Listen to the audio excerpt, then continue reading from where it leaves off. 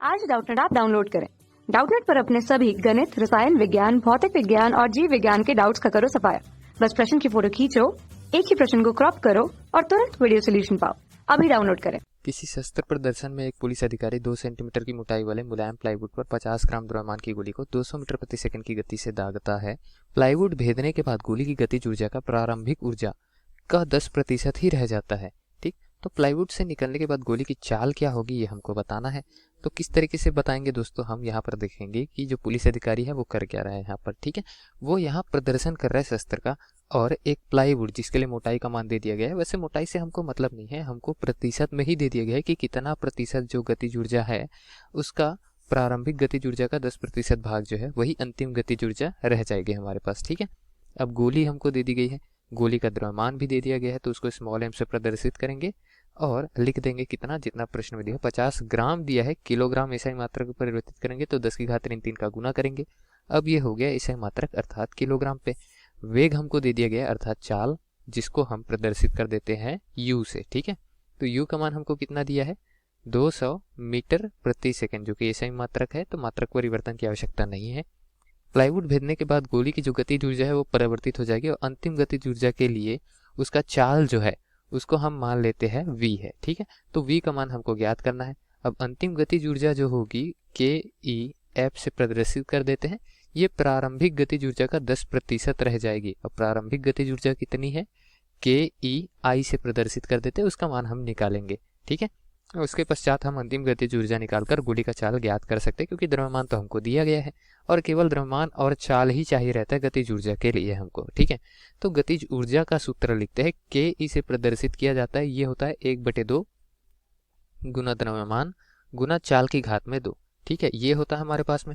प्रारंभिक गतिज ऊर्जा के लिए सूत्र लिखे तो प्रारंभिक गतिज ऊर्जा क्या हो जाएगी, के ई आई। इसके लिए द्रव्यमान तो वही रहेगा, द्रव्यमान प्रारंभिक अंतिम अलग अलग नहीं होगा। ठीक है, द्रव्यमान में परिवर्तन नहीं हो रहा है, तो एम वही लिख लेते हैं। v का मान की जगह हम क्या लिखेंगे, u का मान प्रारंभिक गतिज ऊर्जा के लिए। तो चलिए मान रख देते हैं 1/2 गुना द्रव्यमान का मान क्या है 50 ग्राम, तो 50 गुना 10 की घात में ऋण 3। ठीक है, वेग का मान क्या है 200 मीटर प्रति सेकंड, तो 200 की घात में क्या लिख देंगे 2 लिख देंगे, क्योंकि u की घात में 2 है।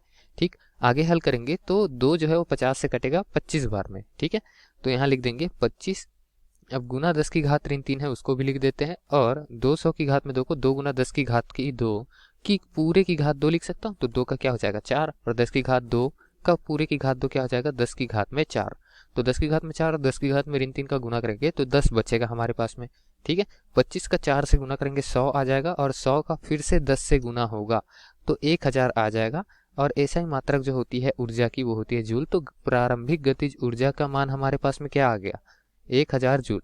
अब प्रश्नानुसार क्या कहा गया है कि प्रारंभिक गतिज ऊर्जा का केवल कितना भाग 10% भाग जो है वो अंतिम गतिज ऊर्जा में परिवर्तित होती है, क्योंकि कुछ भाग यहाँ पर क्षय हो जाती है। यहाँ जैसे छेद किया तो जो गतिज ऊर्जा यहाँ पर थी कितनी थी 1000 जूल, उसमें से बहुत सारा भाग जो है 90% भाग क्षय हो गया, केवल 10% यहाँ बचा।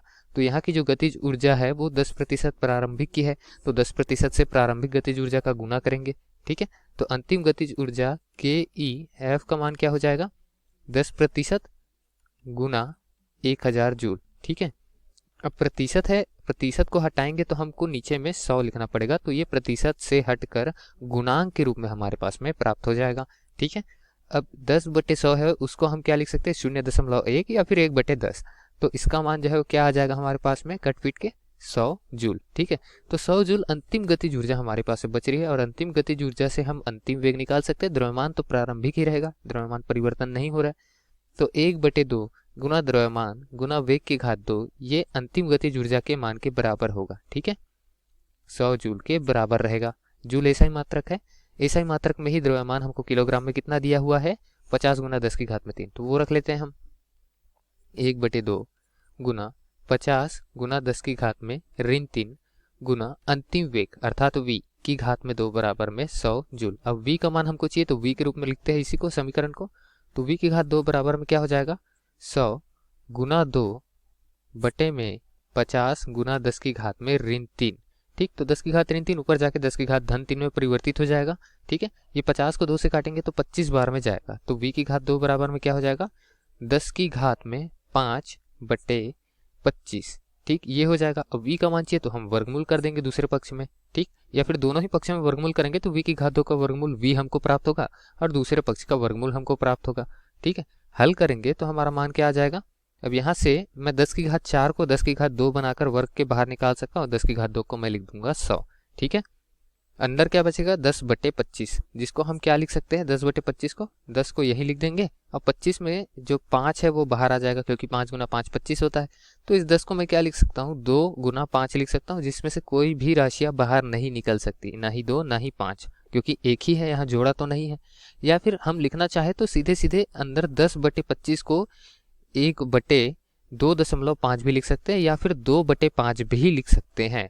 ठीक है, तो 2/5 भी लिख सकते हैं, इस तरीके से भी हम उत्तर दे सकते हैं।